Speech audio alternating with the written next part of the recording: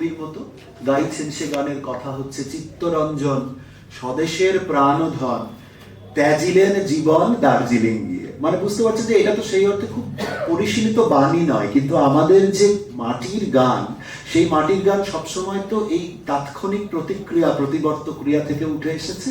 তো একজন বাউলের গান তো এরকমই হবে, চারণ কবির গান তো এরকমই হবে। চিত্তরঞ্জনের গান, চিত্তরঞ্জন তিরোধান করেছেন, তার জীবন প্রাণ ত্যাগ করেছেন কোথায়, সুদূর দার্জিলিংয়ে। সেই খবরটা এসেছে, কাগজে ছাপা হয়েছে, একজন বাউল সেই খবরটা পেয়েছেন এবং তিনি মুখে মুখে গান রচনা করেছেন। চিত্তরঞ্জন স্বদেশের প্রাণধন, ত্যাজিলেন জীবন দার্জিলিং গিয়ে। এবং সেটা একটি বালক শুনে মনে রেখেছে, 5 বছরের বালক, এবং তার সেই সুরটা মনে আছে। এবং সলিল চৌধুরী একটা অদ্ভুত কথা লেখেন, কিভাবে দেখুন একটা লিপ পাচ্ছেন, যে ছন্দ এবং সুর যে ব্যবহারে জীর্ণ সাধারণ কথাকে, এগুলো খুব সাধারণ কথা, চিত্তরঞ্জন স্বদেশের প্রাণধন, এগুলো তো আমরা ছোট বয়সে এরকম ভাবে ছড়া বানানোর রাইম করার চেষ্টা করি। কিন্তু তিনি লিখছেন, ছন্দ এবং সুর যে ব্যবহারে জীর্ণ সাধারণ কথাকে কোথায় নিয়ে কোন দিগন্তে পৌঁছে দিতে পারে, এখনো আমার কাছে অজ্ঞাত অখ্যাত এক কবি সুরকারের গানটি তার নজির হয়ে আছে। তো এরকম মাঠে ঘাটের অজস্র গান, মাঝি মাল্লাদের গান, যখন তিনি পূর্ববঙ্গে গিয়ে একের পর এক এরকম সভায়, বামপন্থী সভায় ঘুরেছেন, তখন তিনি নদীর গান শুনেছেন, মাঝি মাল্লাদের গান শুনেছেন। যখন একটু পশ্চিম দিকটায় গেছেন, বীরভূমের এদিকে আইপিটি এর হয়ে, তো এটা তো গাড়ি করে এক একটা লরিতে করে যেখানে খুশি চলে যেতেন এক এক রাতে, তাই না? তো তখন হয়তো সেখানে শুনেছেন ধুলো মাটির গান, ভাওয়াইয়া শুনেছেন, চটকা শুনেছেন। উত্তরবঙ্গ গিয়ে দেখেছেন রায় বেশে কি করে হচ্ছে, হ্যাঁ, ওদিকে ঝুমুর শুনেছেন নানা জায়গাতে। এই সব কিছু দেশীয় সুর, বাংলার বিভিন্ন প্রান্ত প্রত্যন্তের সুর, তার সঙ্গে আইপিটি এর নানান সম্মেলনে যখন যুক্ত হচ্ছেন মহারাষ্ট্র থেকে আসা কোনো কমরেড, বা মধ্যপ্রদেশ থেকে আসা, দক্ষিণ ভারত থেকে আসা এক একজন, তখন তার সঙ্গে কখনো মিশে যাচ্ছে এমনকি উত্তর ভারতীয় যে কাজরি, হরি, যেগুলো মানে কাজরি, হরি এখন আমরা ক্লাসিক্যাল মিউজিকের আসরে অনেক সময় শুনি। এক একজন দেখবেন উস্তাদরা, বড় বড় উস্তাদরা বা বিদুষীরা বা পণ্ডিতরা, পণ্ডিত গায়কেরা, তারা কি করেন, তারা একটা রাগ সঙ্গীত, মূল যে রাগ সঙ্গীত পারফর্ম করার পর যখন কেউ একটা ধুন বাজান বা শেষে হয়তো একটা দুকলি গান, তখন হয়তো কেউ একটা কাজেরি গান, কিন্তু হরি গান। কিন্তু যারা গান জানেন তারা জানবেন যে কাজেরি, হরি এগুলো নিম্নবর্গীয়দের গান, এগুলোর কিন্তু স্টেটাস ছিল না। এগুলো আমরা বলি না যে বাইজিদের গান, এগুলো হচ্ছে অস্পৃশ্যদের গান, এইরকম সেই জায়গা থেকে এসেছে। তার বাণী, তার সুর সম্পূর্ণ একটা অন্য ধরনের। সেই গান, সেই সুর তিনি শুনছেন একই সঙ্গে জ্যাজ, একই সঙ্গে তিনি শুনছেন নিগ্রো মিউজিক, ব্লুজ, যেটা একদম ওদের গণচেতনার গান। ব্লুজ একটা অন্য ধরনের, সম্পূর্ণ ভিন্ন প্রতিস্পর্ধা থেকে উঠে আসা সুর, ব্লুজ মিউজিক। এই নানান মিউজিক কখনো বাংলার ঘরের মাটির, তার এক ধাপ এগিয়ে ভারতের নানান প্রদেশের সুর, এবং তারপরে বিশ্বের সুর। সেই বিশ্বের সুরে বাক, বেথোভেন, মোৎসার্ট, ওয়াগনার, এরা সবাই যেমন আছেন, ঠিক সেরকমই আছেন ওরা। Blues, jazz, country music, pop, সেই সময়কার সমস্ত এই সব কিছু আছে।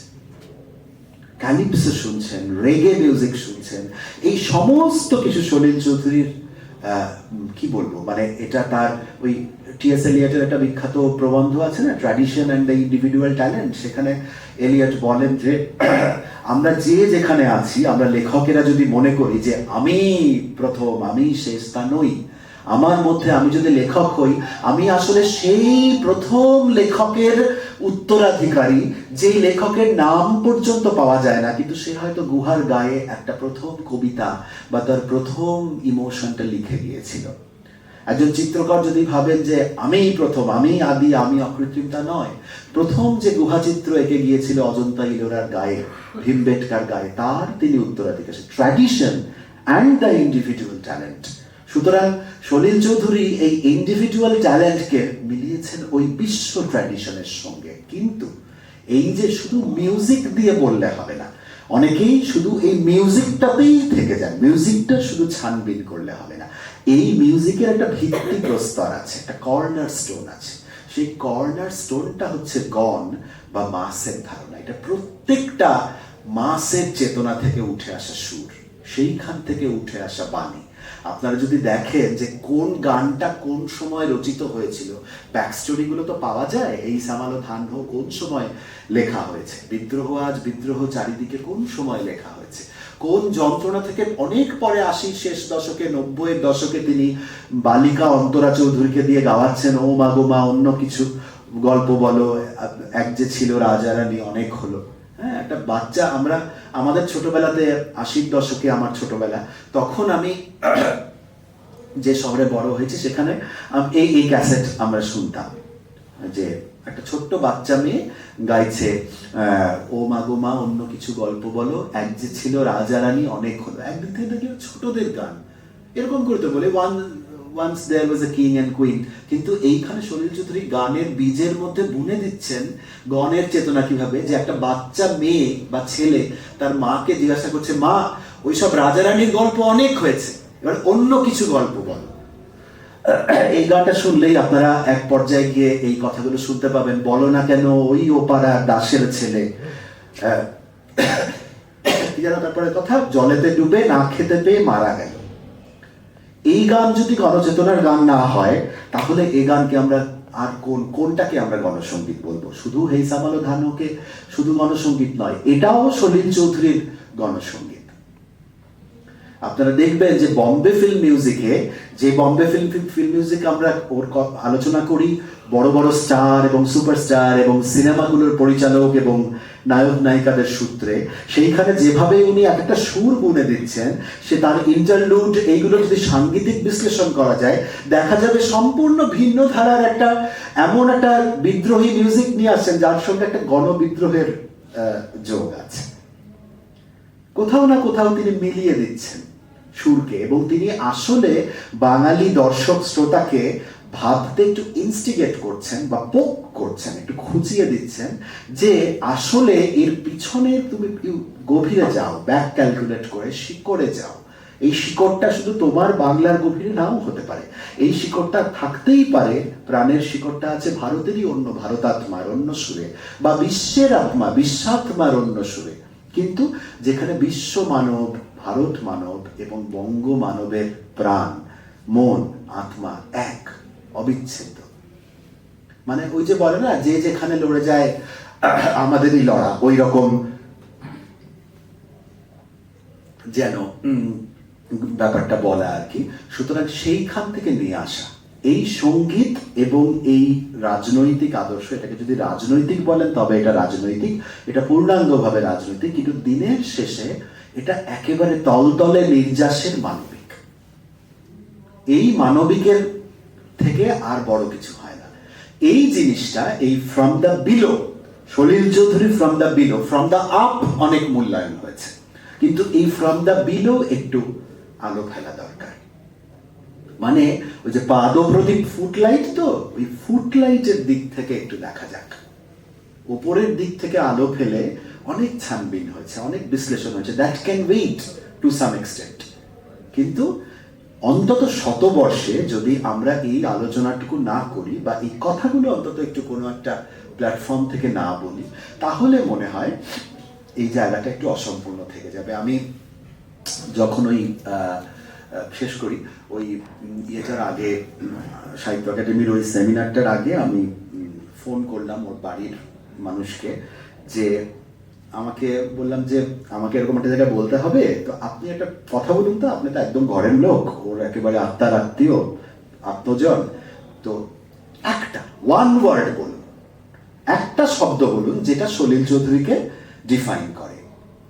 আমি এই উত্তরটাই কিন্তু পেয়েছিলাম, গণ, বা তিনি ছিলেন মানুষের শিল্পী। তিনি গণনাট্য সংঘেরও শিল্পী নন, তিনি বামপন্থী ঘরানারও শিল্পী নন, তিনি বম্বে ফিল্ম মিউজিকের বা বলিউডের বা বম্বে হিন্দি ছবিরও শিল্পী নন।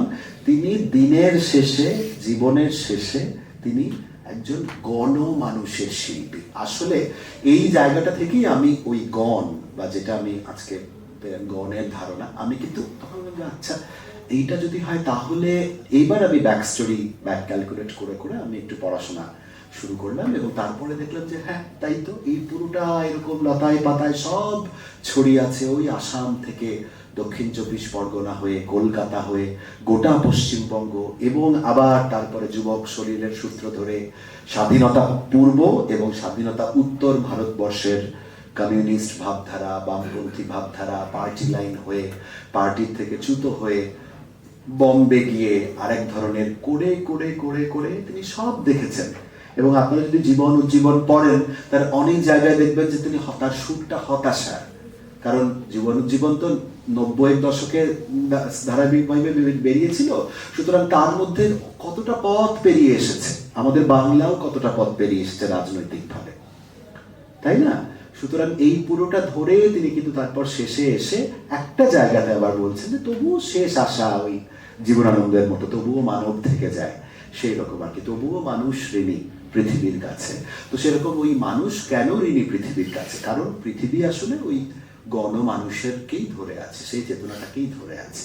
তো আমার মনে হয়েছিল যে এই কথাটুকু আজকে, বিশেষত আপনারা তো বটেই, আপনারা এই কথাগুলো আপনারা জানেন যারা এখানে প্রবীণ মানুষেরা আছেন, কিন্তু আমি বেশি করে বলতে চেয়েছিলাম যে ছাত্রীরা যারা আছেন তাদের সামনে একটু বলি, কারণ শতবর্ষে একটু তাদের যদি এখান থেকে একটু কোনো ভাবনার বীজ পান তারা, তাহলে হয়তো তারা নিজেদের মতো করে ভবিষ্যতে, এরাই তো পরে নানান বিষয়ে গবেষণা করবেন, নানান জায়গা নিয়ে ভাববেন, এরা নিজেরা শিল্পী হবেন, শিল্পবেত্তা হবেন, তাত্ত্বিক হবেন। সুতরাং এই জায়গাটার যদি কোনো বীজ টুকু একটু ধরিয়ে দেওয়া যায়। আপনাদের সবাইকে আমি আবারও যথাযোগ্য সম্ভাষণ জানিয়ে এবং কৃতজ্ঞতা জানিয়ে আজ এখানে শেষ করি। নমস্কার।